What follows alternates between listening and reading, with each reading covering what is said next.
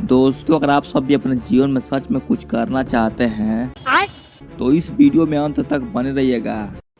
ठीक है, समझ गया। क्योंकि दोस्तों, आज के इस वीडियो के माध्यम से ऐसे व्यक्ति के बारे में बताने वाला हूँ जिसने अपने जीवन का 40 साल ट्रेन में भीख मांगते हुए गुजार दिया। क्या बात कर रहे हैं?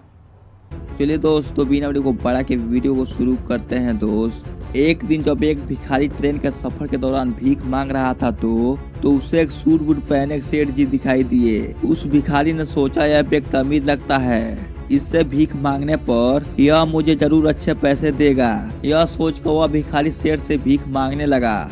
भिखारी को देखकर सेठ ने कहा, क्या तुम हमेशा ऐसे ही भीख मांगते हो या क्या कभी किसी को कुछ देते भी हो? तो भिखारी ने बोला, साहब मैं तो एक भिखारी हूँ, मैं तो हमेशा लोगों से मांगते ही रहता हूँ। मेरी इतनी औकात कहाँ कि मैं किसी को कुछ दे सकूं।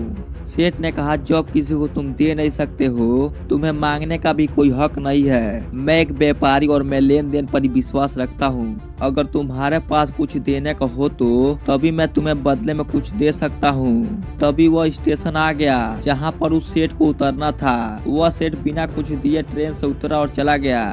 इधर भिखारी सेठ की गई बात सोचने लगा। सेठ के द्वारा कही गई बात उस भिखारी के दिल में उतर गई। वह सोचने लगा कि शायद मुझे भीख में अधिक पैसा इसलिए नहीं मिलता क्योंकि मैं उसके बदले में मैं किसी को कुछ दे नहीं पाता हूँ। लेकिन मैं तो एक भिखारी हूँ, किसी को कुछ देने लायक भी नहीं हूँ। लेकिन कब तक मैं लोगों से बिना कुछ दिए मांगता ही रहूंगा। बहुत सोचने के बाद भिखारी ने निर्णय लिया कि जो भी व्यक्ति उसे भीख देगा तो उसके बदले में वह भी उस व्यक्ति को कुछ जरूर देगा। लेकिन उसके दिमाग में यह प्रश्न चल रहा था कि वह खुद एक भिखारी है तो भीख के बदले में वह दूसरों को क्या दे सकता है। इस बात को सोचते हुए उस भिखारी ने पूरा दिन गुजार दिया, लेकिन उसे अपने प्रश्न का कोई भी उत्तर नहीं मिला। फिर दूसरे दिन जब वो स्टेशन के पास बैठा हुआ था तभी उसकी नज़र कुछ फूलों पर पड़ती है जो स्टेशन के पास के पौधों में खिले हुए थे। उसने सोचा, क्यों ना मैं लोगों को भीख के बदले में कुछ फूल दे दिया करूं। उसको अपना यह विचार अच्छा लगा और उसने वहां से कुछ फूल तोड़ लिए और फिर वह ट्रेन में जाकर भीख मांगने लगा। जब भी उसे कोई भीख देता था तो उसके बदले में वो कुछ फूल दे दिया करता था। उन फूलों को लोग खुश होकर अपने पास में रख लेते थे।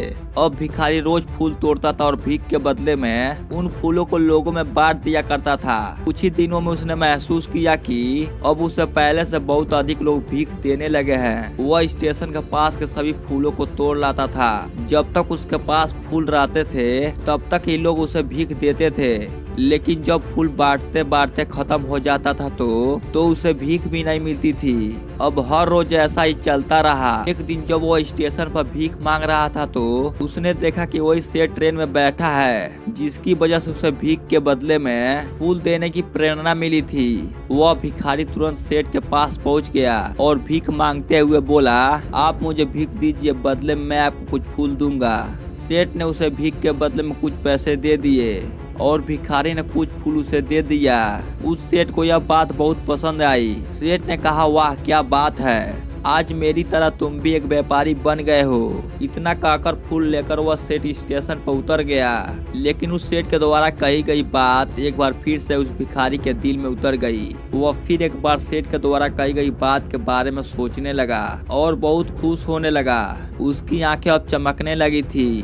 अब उसे लगने लगा कि उसके हाथ में सफलता की वह चाबी हाथ लग गई है जिसके द्वारा वो अपने जीवन को बदल सकता है। वह तुरंत ट्रेन से नीचे उतरा और उत्साहित होकर बहुत तेज आवाज में ऊपर आसमान की तरफ देखकर बोलने लगा कि मैं भिखारी नहीं हूँ, मैं एक व्यापारी हूँ, मैं भी अमीर बन सकता हूँ। लोगों ने उसे देखा तो सोचा कि शायद यह भिखारी पागल हो गया है। अगले दिन से वह भिखारी उस स्टेशन पर कभी नहीं दिखा।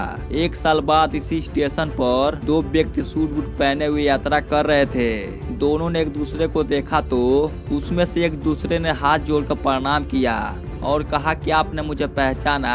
सेठ ने कहा, नहीं तो, शायद हम पहली बार मिल रहे हैं। तो भिखारी ने कहा, सेठ जी आप याद कीजिए, हम पहली बार नहीं बल्कि तीसरी बार मिल रहे हैं। सेठ ने कहा, मुझे याद नहीं आ रहा है, वैसे हम 2 बार कब मिले थे?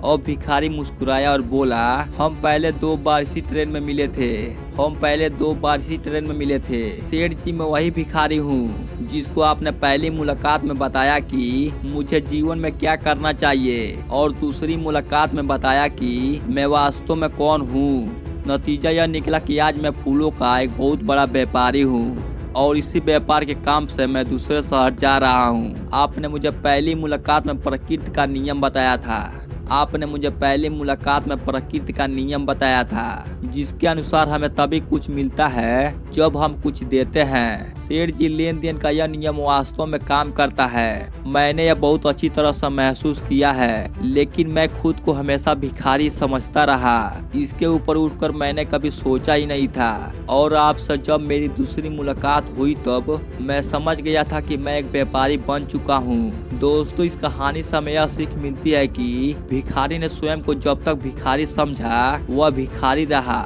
और उसने जब स्वयं को व्यापारी मान लिया तब वह एक व्यापारी बन गया। दोस्तों आप सबको वीडियो कैसा लगा दोस्तों, आप अपना सुझाव इस वीडियो के बारे में दोस्तों इस वीडियो कमेंट में जरूर बताइएगा।